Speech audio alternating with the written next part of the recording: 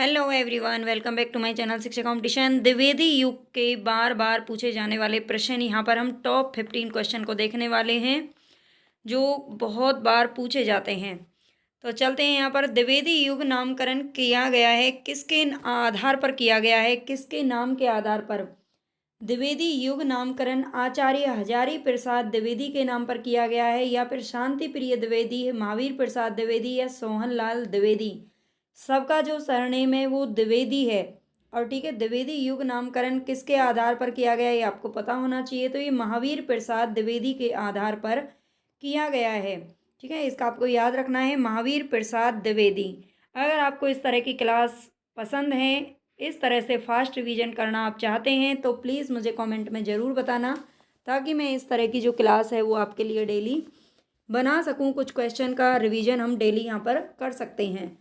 सैरेंद्री के रचनाकार कौन है? सैरेंद्री के रचनाकार कौन है? सियाराम शरण गुप्त, मैथिली शरण गुप्त, माखनलाल चतुर्वेदी या फिर नरेश वर्मा।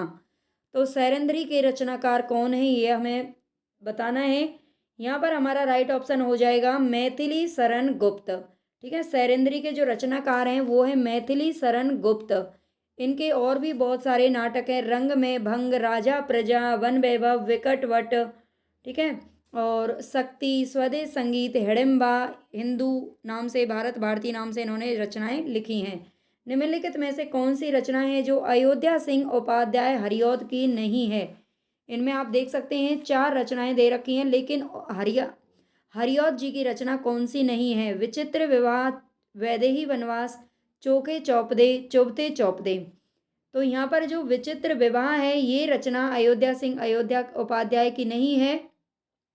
बाकी ये जो तीनों रचनाएं हैं ये हरिऔध जी की हैं, ये आपको याद रखना है।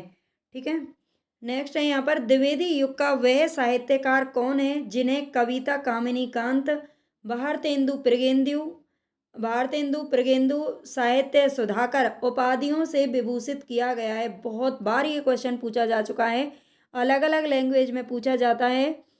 तो बताना है यहाँ पर कविता कामिनी कांत, भारतेंदु प्रगेंदु और साहित्य सुधाकर, ये सारी उपाधियां एक ही व्यक्ति को दी गई हैं, एक ही लेखक को दी गई हैं। तो वो कौन है? नाथूराम शर्मा शंकर, भारतेंदु हरिश्चंद्र, रामधारी सिंह दिनकर या सूर्यकांत त्रिपाठी निराला। तो बिल्कुल जिसको आप सोच रहे हैं नहीं हो सकते, वही हमारा राइट ऑप्शन है, नाथूराम शर्मा शंकर। ठीक है, नाथूराम शर्मा शंकर को ये सारी उपाधियां दी गई हैं। इनके 2-3 बहुत ही अच्छे मतलब प्रसिद्ध निबंध ये हैं, काव्य रचना है, तो वो भी आपको याद रखना है। गर्वरंडा रहस्य, गर्वरंडा रहस्य आपने सुना होगा, गर्वरंडा रहस्य।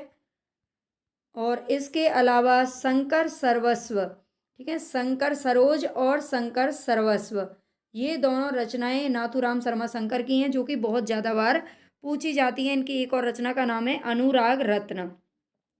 निम्नलिखित में से एक मैथिली शरण गुप्त की रचना कौन सी नहीं है? इनमें से कौन सी एक रचना है जो मैथिली शरण गुप्त की नहीं है? सिद्धराज, जय भारत, हिडिंबा, कृषक क्रंदन। तो कृषक क्रंदन इनकी रचना नहीं है, तो फिर ये किसकी रचना है ये भी हमें पता होना चाहिए। तो ये जो रचना है वो है गया प्रसाद शुक्ल सनेही।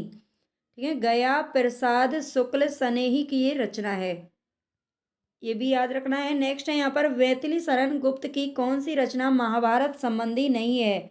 इनकी कुछ रचनाएं महाभारत संबंधी, कुछ रामायण संबंधी, कुछ अलग अलग आधार पर लिखी गई हैं, इनके ग्रंथ हैं।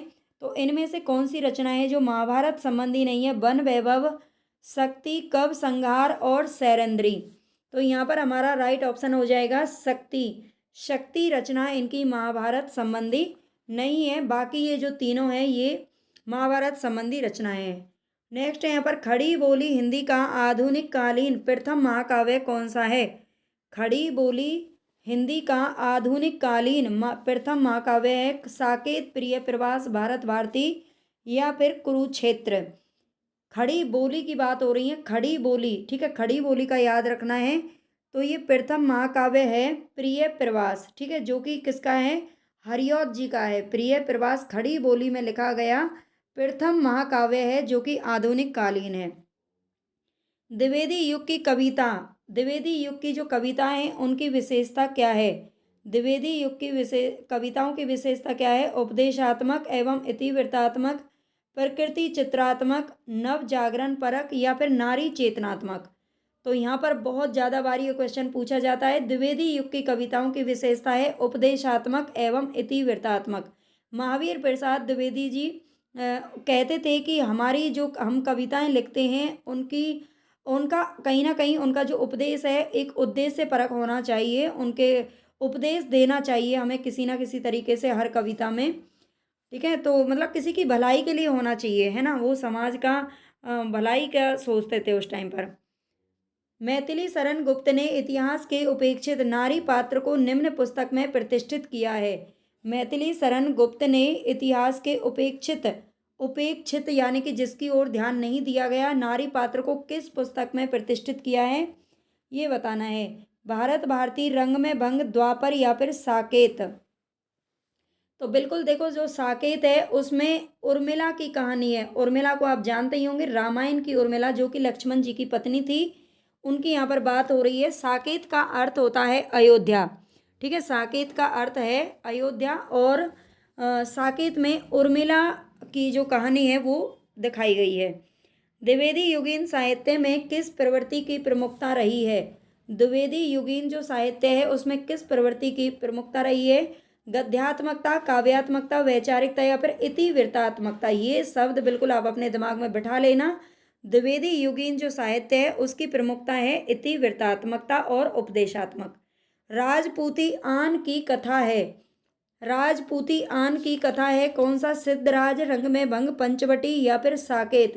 तो राजपूती आन किस में दिखाई गई है? रंग में भंग। ठीक है, जो कि 1909 ईस्वी में सबसे पहली ये काव्य रचना है, ये भी ध्यान रखना है। ठीक है, मैथिली शरण जो गुप्त हैं उनका प्रथम 1909 में ये काव्य रचना है जो आई थी। साकेत की कथा का मुख्य संबंध किसके चरित्र विकास से जुड़ा हुआ है? तो ये अभी हम देख चुके हैं, ये लक्ष्मण और उर्मिला के चरित्र विकास से जुड़ा हुआ है। इसमें लक्ष्मण और उर्मिला यानी कि उर्मिला के जो 14 साल हैं लक्ष्मण जी के जाने के बाद वो कैसे कटते हैं वो इसमें दिखाए गए हैं। मैथिली शरण गुप्त द्वारा रचित जयद्रथ वध क्या है? मैथिली शरण गुप्त के द्वारा रचित जो जयद्रथ वध है वो क्या है? महाकाव्य है, प्रबंध काव्य है, खंड काव्य है या फिर इनमें से कोई भी नहीं है? तो बिल्कुल इसका जो राइट ऑप्शन है वो है खंड काव्य। ठीक है, जयद्रथ वध एक खंड काव्य है। द्विवेदी जी ने किस भाषा को कविता के सिंहासन से उतार कर खड़ी बोली को प्रतिष्ठित करने में काफी योगदान दिया? एक कथन था जो हमने भारतेंदु युग की क्लास में पढ़ा था कि भारतेंदु जी ने अपने मुख से कहा था कि मैंने बहुत कोशिश की कि मैं खड़ी बोली में कुछ काव्य रचना कर सकूं, लेकिन ये मेरे बस की बात नहीं है। लेकिन बाद में ये महावीर प्रसाद द्विवेदी जी ने संभव कर दिखाया और जो ब्रज भाषा काव्य रचना की भाषा बनी हुई थी भारतेंदु युग तक, लेकिन द्विवेदी युग में खड़ी बोली को वहां पर स्थान मिल गया। ठीक है, तो ये ब्रज भाषा को इन्होंने क्या किया? सिंहासन से उतार दिया और खड़ी बोली को बिठा दिया। चिरगांव किस कवि का जन्म स्थान है? चिरगांव कवियों के जन्म स्थान भी बहुत पूछे जाते हैं। तो ये माखन लाल चतुर्वेदी, मैथिली शरण गुप्त, सुभद्रा कुमारी चौहान या फिर सुमित्रा नंदन पंत। चिरगांव किस कवि का जन्म स्थान है? तो ये है मैथिली शरण गुप्त का। और ये झांसी के अंदर ये जो गांव है वो आता है, झांसी। ठीक है, झांसी में चिरगांव में इनका जो जन्म है वो हुआ था।